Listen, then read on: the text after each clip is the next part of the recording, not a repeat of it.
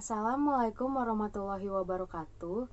Saya dari kelompok 19 ingin menjelaskan hasil presentasi kami yang berjudul Energi Angin Lepas Pantai, yang beranggotakan saya sendiri, Alisyah Putri Deswita Kahasi dengan NIM 1023241, lalu Aurelia Kamila dengan NIM 1023235, lalu Nico Wayne Maharamunte dengan NIM 1023246, dan Augustia Diliani dengan NIM 1023247.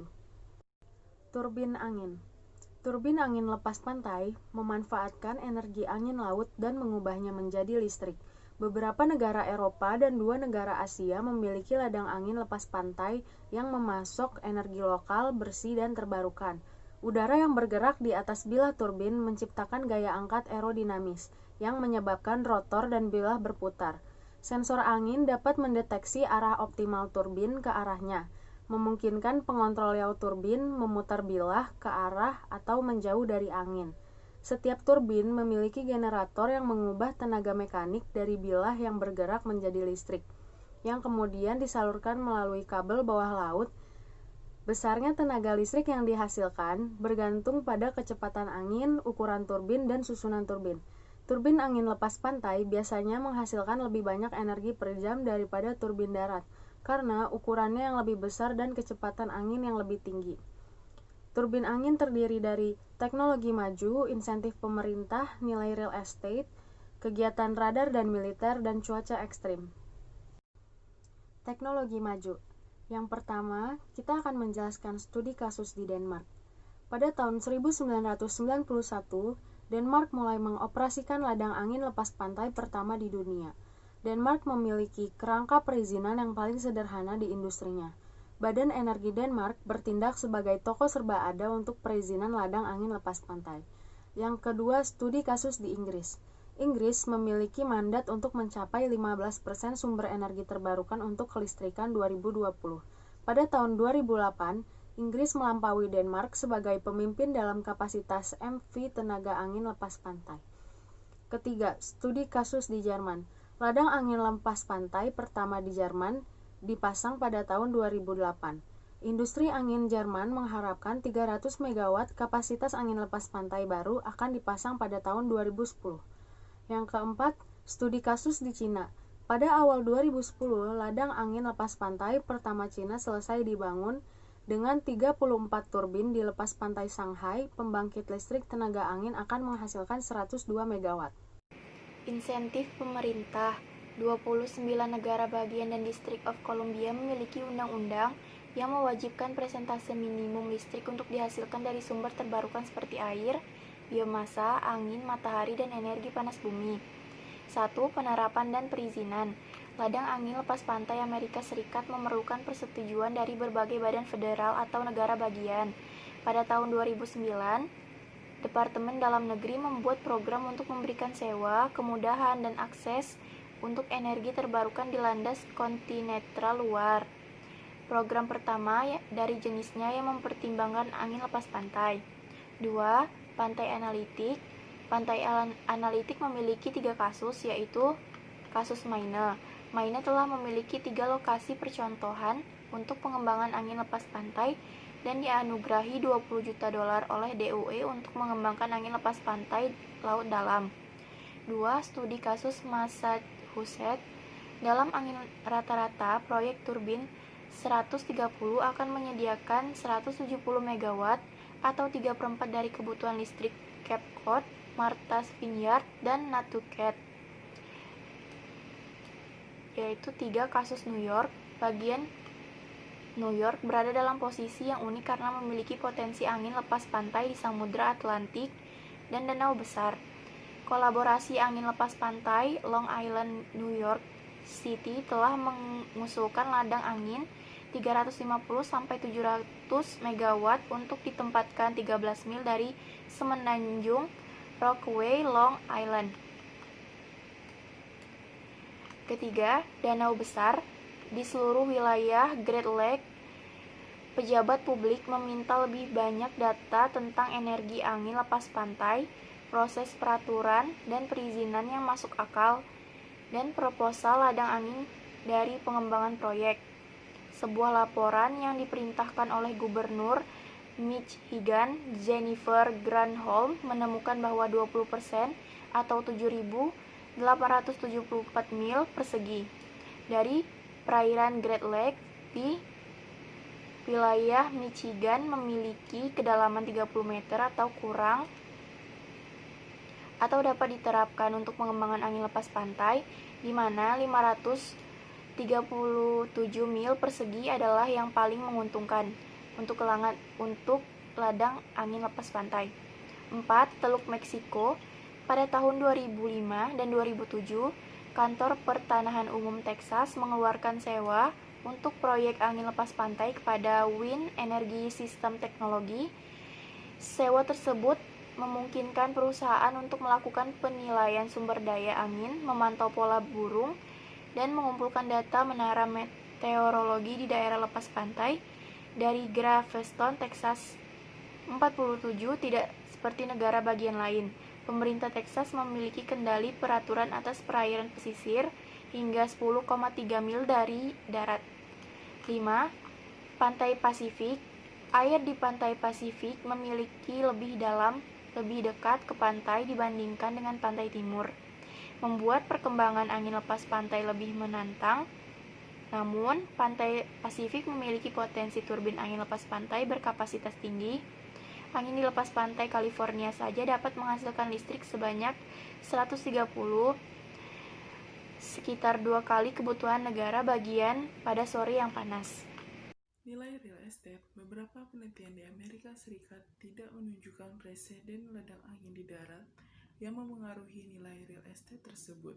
Setelah mempelajari 7.500 penjualan properti keluarga tunggal antara tahun 1996 dan 2007, seorang Lawrence Berkeley National Laboratory menemukan bahwa pandangan fasilitas angin dan kedekatan rumah dengan turbin angin tidak memengaruhi yang signifikan terukur atau signifikan secara statistik terhadap penjualan harga rumah. Pariwisata.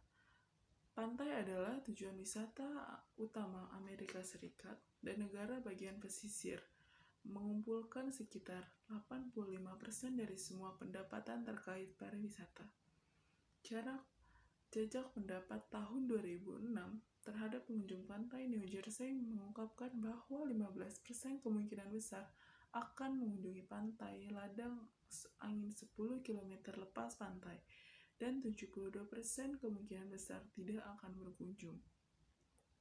Jajak pendapat Delaware menemukan bahwa 94% wisata akan kembali ke pantai dengan turbin 22 km lepas pantai. Dan 99% akan kembali jika turbin terlalu jauh dari pantai untuk terlihat. Ladang angin disurvei lebih disukai daripada pembangkit listrik berbahan fosil. 74% turis Delaware mengatakan mereka akan mengunjungi pantai dengan turbin angin lepas pantai, sedangkan 61% mengatakan mereka akan mengunjungi pantai yang sama dengan pembangkit listrik tenaga batubara atau gas alam yang terletak pada jarak yang sama di pedalaman. Studi di Eropa di mana ladang angin lepas pantai sudah ada telah menemukan pola dukungan serupa di antara wisatawan. Selanjutnya ada kegiatan radar dan militer. Turbin seperti struktur besar lainnya dapat menyebabkan penyumbatan atau gangguan kekacauan pada radar pengintai dan sistem elektromagnetik. Masalah ini dapat diatasi dengan pemilihan lokasi yang cermat atau dengan meningkatkan perangkat lunak pada radar yang ada. Sekitar 80% diantaranya berasal dari tahun 1950-an sampai 80-an atau mengganti radar yang lebih lama. Burung dan kelelawar. Burung dan kelelawar dapat dibunuh oleh turbin angin. Sama seperti burung dan kelelawar, banyak aktivitas manusia dan alat produksi terancam. Dengan 20.000 hingga 37.000 kematian burung disebabkan oleh turbin angin di Amerika Serikat pada tahun 2003. Sebagai perbandingan, ada tabrakan dengan bangunan, saluran listrik, dan mobil menyebabkan total hampir 1 miliar kematian burung per tahun. Sedangkan kematian menggunakan pestisida hanya menyebabkan 67 hingga 70 juta kematian per tahun. Kehidupan laut dan perikanan. Kehidupan laut dan perikanan dalam jangka panjang, ladang angin lepas pantai umumnya menghasilkan kepadatan ikan dan biomasa yang lebih tinggi, tetapi dapat merugikan industri perikanan. Fondasi turbin dapat berfungsi sebagai terumbu buatan untuk spesies laut. Studi tentang ladang angin Eropa menunjukkan bahwa gangguan habitat yang disebabkan oleh pembangunan dan pemasangan ladang angin bersifat sementara, dan keberadaan ladang angin dapat secara signifikan meningkatkan kelimpahan lokal ikan dan kepiting yang tinggal di dasar sungai. Variabilitas angin. Angin itu variabel, tapi bisa diprediksi. Tidak ada pembangkit listrik yang 100% dapat diandalkan, sehingga sistem terintegrasi dengan berbagai sumber sudah umum digunakan. Pada bulan Desember 2009, 9 negara Eropa seperti Belgia, Denmark, Prancis, Jerman, Irlandia, Luxembourg, Belanda, Swedia, Inggris setuju untuk bekerja sama untuk membuat jaringan listrik besar yang dapat diperbaharui di Laut Utara, menghubungkan ladang angin, tenaga surya, tenaga pasang surut, dan sumber hidroelektrik. Cuaca ekstrim. Turbin angin lepas pantai dirancang untuk melambat atau mati dalam cuaca buruk, seperti saat angin melebihi 50 mil per jam. 71 ladang angin dapat dibangun dan dirancang untuk menahan angin melebihi 150 mph. Badai kategori 4. Biaya. Ladang angin lepas pantai lebih mahal untuk dibangun dan dipelihara daripada ladang angin darat, karena biaya yang lebih tinggi untuk struktur turbin yang lebih besar.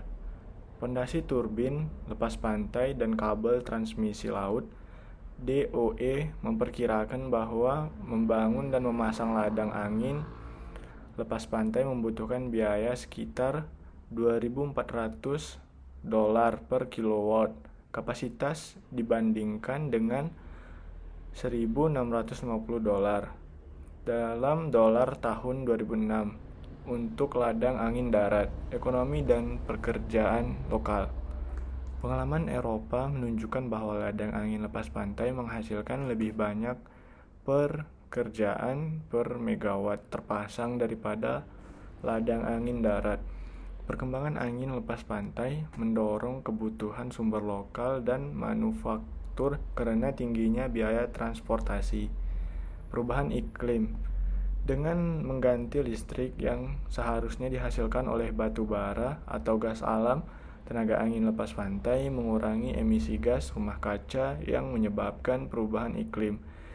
DOE memperkirakan bahwa setiap GW kapasitas tenaga angin akan menghemat 1,2 juta ton batu bara atau 20,9 miliar kaki kubik gas alam, menghindari 1,8 juta metrik ton emisi karbon dan menghemat 1,3 miliar galon air. Sekian presentasi kami, lebih kurang kami mohon maaf. Assalamualaikum warahmatullahi wabarakatuh.